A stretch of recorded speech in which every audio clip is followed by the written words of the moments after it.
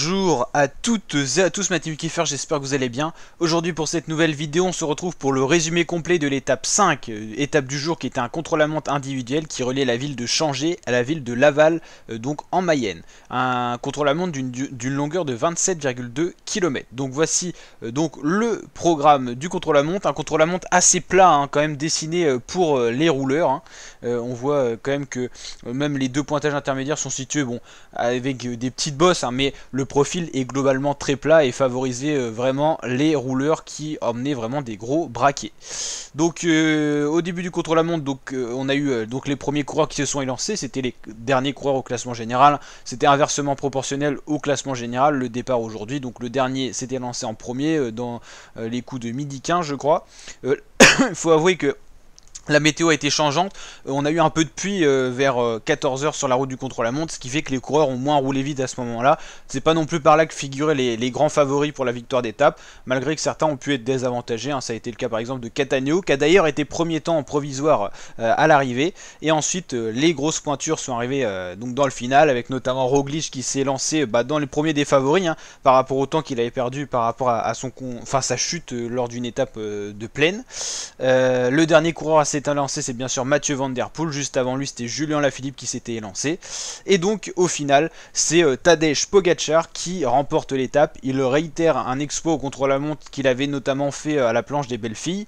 Il remporte l'étape devant un spécialiste du contre-la-montre, Stefan Kung, qui est un grand rouleur qui perd quand même 19 secondes sur Pogačar. C'est vrai que j'ai du mal à comprendre les performances de Pogačar. Comment un coureur comme lui, qui est grimpeur, qui est aussi jeune, peut mettre 19 secondes à un spécialiste de la matière, qui a justement un gabarit assez lourd, qui justement peut mettre des plus grosses relances avec des cuisses plus puissantes, et dans les descentes il peut aller plus rapidement. Comment Pogačar peut être plus rapide que Stefan Kung, c'est assez difficile à comprendre. Jonas Vingegaard fait une très très bonne performance aussi, à 27 secondes seulement du premier temps de Pogačar. Wout van Aert, qui est un spécialiste aussi du contre-la-montre, un peu plus en retrait à 30 secondes malgré que c'est un très bon temps.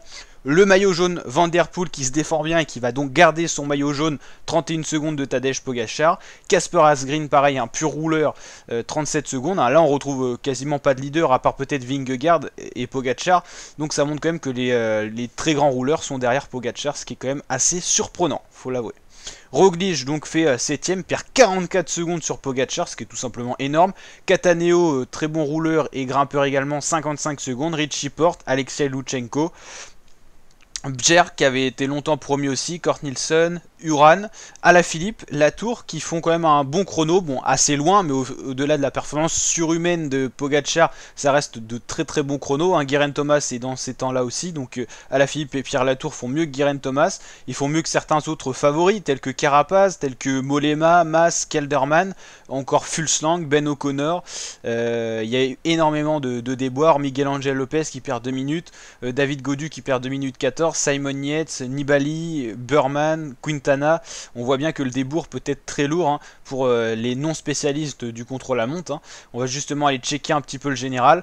On va parler aussi de la performance de Chris Froome qui est très très très loin, lui qui était quand même un spécialiste du contre-la-montre. C'est vrai que j'ai du mal aussi à comprendre par contre cette contre-performance de Chris Froome, malgré qu'il ait chuté, qu'il ait eu du mal à se remettre de sa chute. Comment peut-il être aussi loin alors qu'il a quand même gagné 4 fois je crois le Tour de France. Il est 121ème à 4 minutes 20 de Tadej Pogačar, ce qui est tout simplement incroyable. Il se retrouve dans des temps de coureurs qui ne sont pas du tout spécialistes de la matière, et donc c'est assez surprenant. Le dernier coureur c'est Brandon McNulty qui a fini à 6 minutes 55, donc c'est assez loin. On va aller voir le classement général, on va aller checker tout ça, on va voir l'arrivée de Pogačar, hein, dans les premières positions. Mathieu Van Der Poel garde son maillot jaune pour 8 secondes, donc en fait, il y avait quand même de la marge au final, donc il a très bien défendu son maillot. Lui qui s'entraîne très peu au contre-la-montre parce qu'il fait beaucoup de VTT et tout ça, il l'avait pas caché. Il a été capable de rouler plus vite que des Alaphilippe et tout ça, donc c'est décevant du côté des Français. Mais Mathieu Van Der Poel fait un très bon résultat. Pogačar 2ème à 8 secondes, Van Aert 3ème à 30 secondes, Alaphilippe qui est à rétrograder à 48 secondes et à la 4ème position, Lutsenko, Pierre Latour. Ça fait quand même 2 Français dans le top 10, donc on peut être content. Par contre au niveau du déboire par rapport déjà à Pogačar, ça fait mal. Uran, Vingegaard, Carapaz, Roglic, Asgreen, Thomas, Kelderman. C'est surtout Gaudu qui a perdu beaucoup de temps. On sait que c'est pas un spécialiste du contre-la-montre, il faudrait qu'il soit impérial en montagne pour espérer un top 10. Faudra voir ce que ça va donner, mais on voit déjà que les écarts sont déjà monstrueux et que Pogačar est surhumain également. Donc voilà. pour les performances tout simplement du jour. On a quand même 2 Français dans le top 10, c'est à retenir. Et Alaphilippe qui a quand même perdu beaucoup de temps. Donc à voir ce que ça va donner. Donc Van Der Poel et Van Aert en montagne, eux devraient disparaître normalement. Pogacar devrait rester. Alaphilippe, je sais pas trop quoi vous dire. Lutsenko pourrait rester, Uran aussi, Carapaz, Roglic, ce sont des grimpeurs, normalement ils devraient rester dans ce top pour le maillot jaune. On va regarder au niveau du maillot vert qu'est-ce que ça a donné. Donc Mark Cavendish reste bien sûr maillot vert, Mathieu Van Der Poel n'est pas loin quand même, faut le souligner, Alaphilippe non plus. Meilleur grimpeur, bon ça doit toujours être le même coureur, c'était le coureur des échappés parce qu'il n'y avait pas de points à prendre aujourd'hui. Pogacar sera bien sûr meilleur jeune, et I2 Schelling reste bien sûr maillot de meilleur grimpeur, voilà. Donc voilà, il n'y a pas de plus combatif normalement aujourd'hui. Et voilà pour ce résumé de cette étape 5. L'étape 6, ça sera une étape pour les sprinters. On pourra peut-être voir un Français s'imposer tel que Nasser Boigny qui monte en puissance. Et une seule côte pour un seul point distribué pour le classement des grimpeurs demain. N'hésitez pas à vous abonner pour suivre en intégralité le tour sur ma chaîne YouTube, à liker, à partager. On vient de passer les 19 000 abonnés, donc grand merci à vous. On continue à monter comme ça et objectif 20 000 abonnés. Donc n'hésitez pas à vous abonner, activer la cloche et surtout partager. Ciao!